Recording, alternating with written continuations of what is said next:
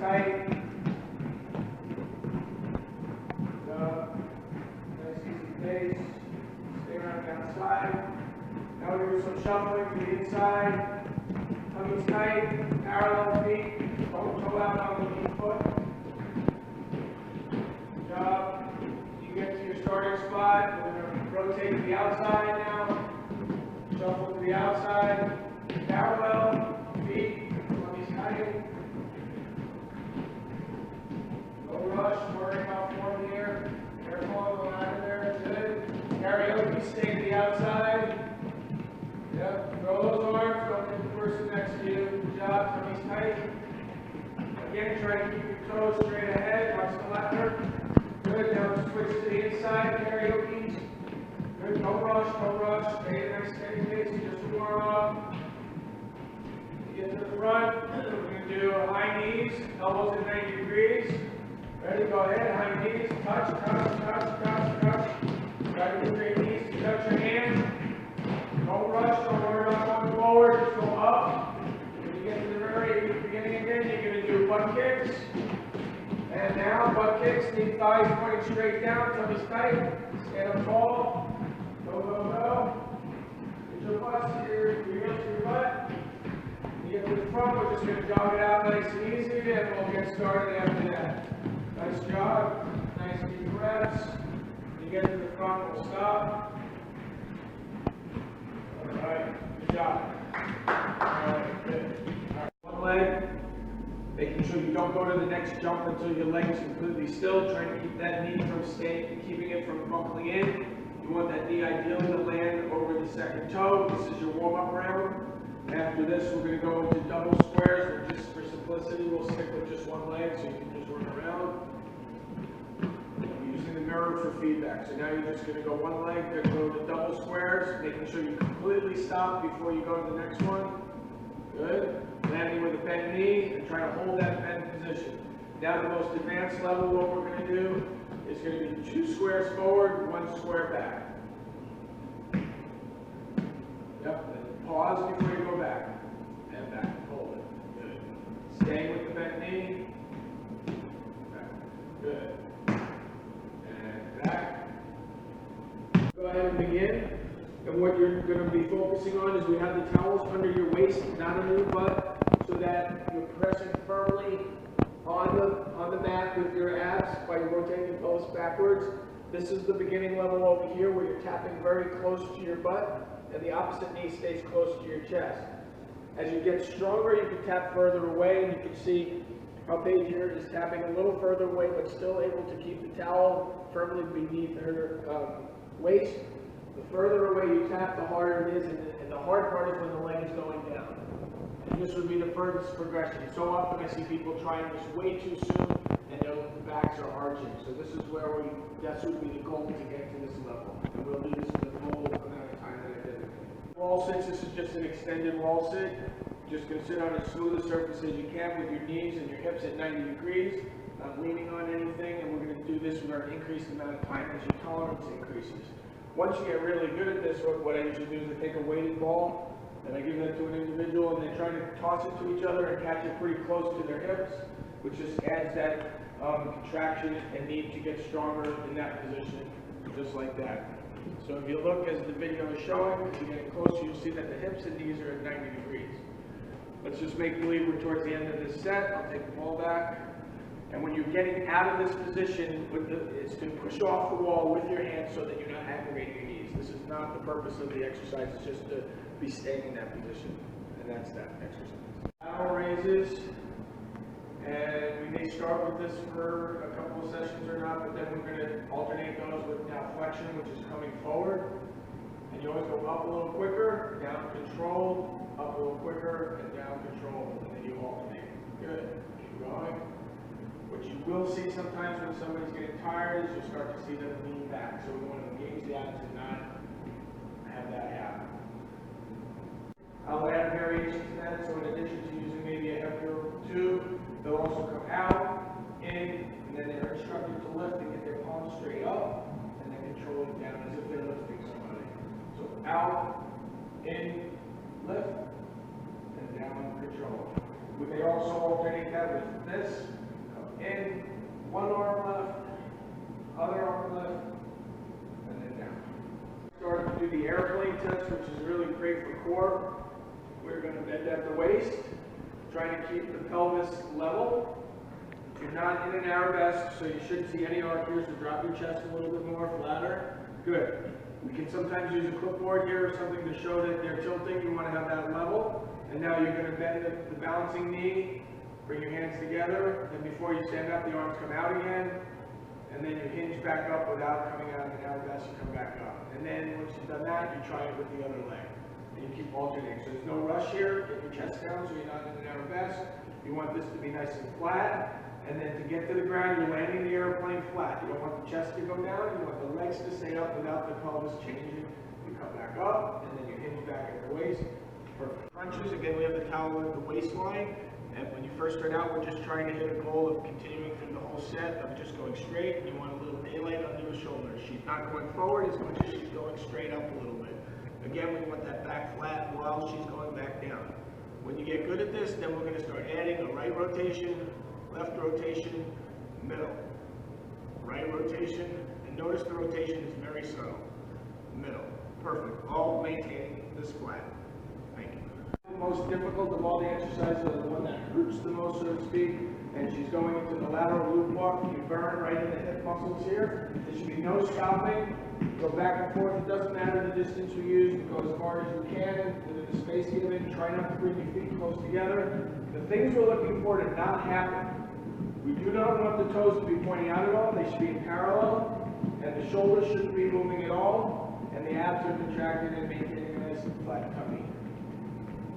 And you just keep going and relax. Thank you. So now we're doing seated ball balance, which is simply that. You can have your feet in front or wrapped around the sides. You can see the variation here. And these girls have been doing this for a while, so that has gotten easier. So to make this more difficult, they put their hands together. And they extend their arms slowly, and now you try to draw in big letters, draw out words or their name very slowly. Big letters, which makes it very hard. Excellent.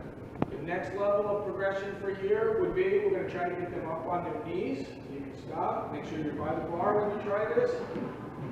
And once you get up there, it's not all that much harder, but it just changes the muscles that are used. And the same thing, when they get great at this, you can start doing the hands again, drawing letters nice and slow. Okay, when we get bored with that or great at that, they're making it look so easy. We can bring in another person, or just between the two of them, you can sit back on the ball. And I'm going to show the off the wall one as well. Once they establish their balance position, this can get a little more fun. I hand the ball to somebody, feet off the ball. And before you throw it again, make sure you get your balance back. You have to put your feet down and refer that to you knocking your head. Don't throw it until you catch it and you can stop the rocking.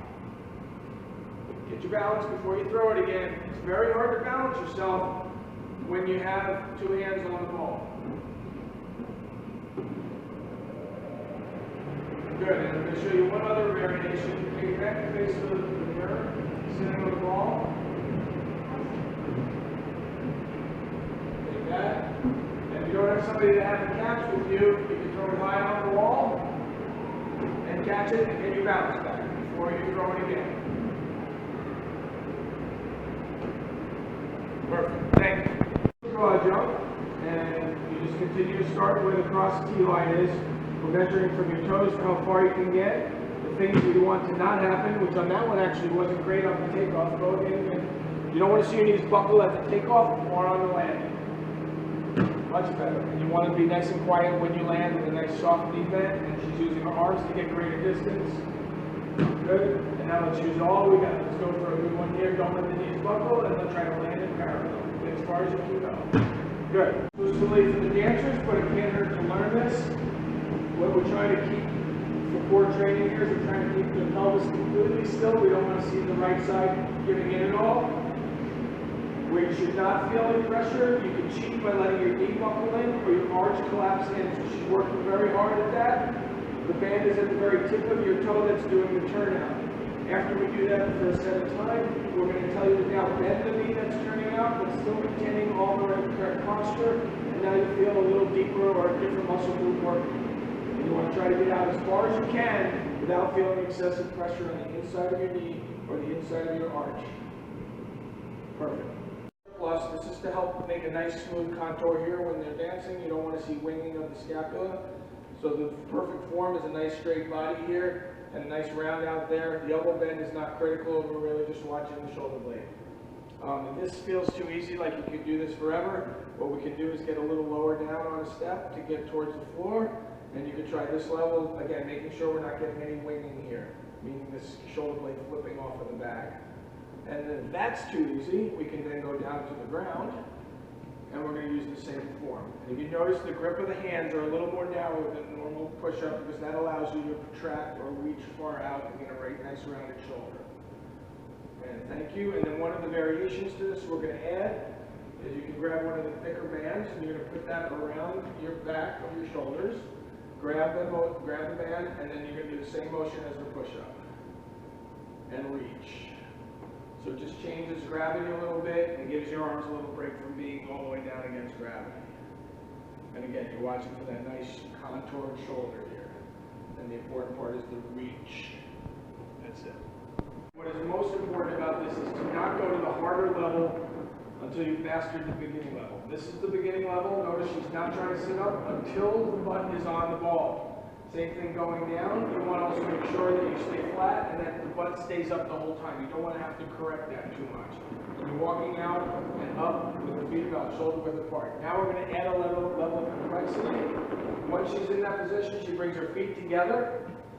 She's establishing her balance point here, and she's going to lift one foot slightly, hold it, and put it down in a controlled manner. If you can't control it, you're not ready for it. Then the other leg, and down, again staying flat here, and then walking up. So if I tell somebody to add hip flexion, that is the next degree of difficulty. Now comes the most difficult, although we can probably add something to that as well, not the arms yet, just the hip flexion. And then knee extension, separate step, bring it back without putting the foot down, and then put it down. Slow. Same thing on the other side. Lift, straighten. Keeping your thighs about the same level, bring your heel back, and put it down, and then walk it up. Yep. All right, now the most difficult level, walk out, feet together. Watch how she does the same exact thing, but as the leg goes out, the opposite arm goes, and back, and down, slow and controlled, up, out, back, and controlled, and then walk it up. So it's not how many of these repetitions you get, it's doing it right for the entire amount of time that's been set for this activity. Thank you. Where the balanced leg is on different levels of complexity of balance, not throwing the ball until you get your balance. And then notice that the balanced leg is slightly bent. We switch pads or knees every 10 seconds, so let's switch legs. Staying on the same pad, and then the next time you would just rotate to an easier or more difficult pad depending on what you started with. Whoops. Don't throw it till you've got your balance. Good. Good. See, and that's patient. That's what we want. We don't want them to throw it till they got it. All right, I'll take that. And a variation to this so we don't get bored with that exercise is you stay just where you were again. Go back up. Pick a leg. Doesn't matter. And this is going to be a lot harder than you think. We're just going to establish our balance. Now we're going to close our eyes for 10, 9, 8, 7, 6, 5, 4, 3, 2, 1. And then we would switch legs again, and then we would switch pads once we've been on the same pad. So this is very difficult. The balanced leg should be bent. And another variation of this, which we can do is with our eyes open, we're going to stand on their one leg again. And we're going to do tendus or pointing and touching the ground with a tap very gently in front, out to the side, and behind you, and then repeat. And again, every 10 seconds you would change feet or pads. So lots of variations here depending on what we're working on that day. Thank you. We're going to be doing either what we call prone alternating arms and legs, and Caroline's going to start that, and or quadruped with your head down parallel to the ground. They're both trying to basically do the same thing, trying to not turn your foot any way but straight. Caroline here, because she's flat, has a more strength-induced exercise. exercise here. She's got to keep her tummy tight so we're not arching from her back. And when she lifts her arms, she's lifting the wrist, then feeling for the elbow, and then the shoulder, and that's it. You don't want to see an arch here, and what she's doing is co-contracting her abdominals on the other side. She has a towel either on her face or on her forehead, so her nose isn't pressed into the floor, and she's not trying to get very high with her legs, she's just trying to lift them slightly and get real long. Katie is doing the exact same thing, except she's got more balancing to do and less strength. So she's going as high as her body, whereas Caroline's going beyond her body. She's trying to get real long and point her toes, and you notice how flat she's keeping this clipboard for feedback, and her back is flat here. If her abs were not contracted, she would have like a saddle here, which we don't want, and the head is looking straight down. Very good. Perfect. All right, so we're going to work on the balance board activity right now. So when you get on the balance board, you go with a pretty wide stance with your feet parallel again, keeping the pivot board or the pivot axis in the middle, holding on to something at first, getting a nice athletic stance, and you push down with opposite legs to try to maintain the middle point. You don't do that on purpose, you try to stay there, just trying to keep it in the middle. Okay, to add a little level of complexity to this, we can have you do some squats while she's balancing. Again, it's moving not because she's trying to, because she's trying to keep it in the middle. And come back up. The harder part of the squat is actually locking out at the top, locking both your knees and your butt.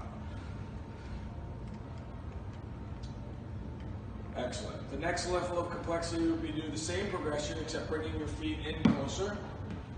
And this makes it much more difficult because you have less balance on the opposite ends to counter force. So you have less margin of error. So she's doing the same thing here, and we could always add squats into that as well.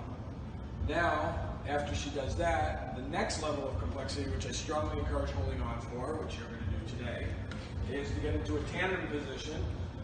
Go ahead. We're going to go heel to toe position. And now this is a lot more difficult. And then if we're doing it for a set amount of time, we would probably just have you stop and get off. And switch to the other side. Establish your balance point again, holding on. And just try to get that back in the middle.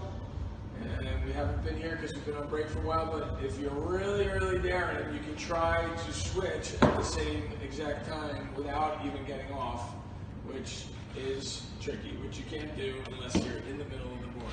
We're going to give it one more try. One more try. Get it in the middle, Paige. Come on, you're not in the middle yet. Gotta get it up there. There you go. Whoop. Can we do it without stopping?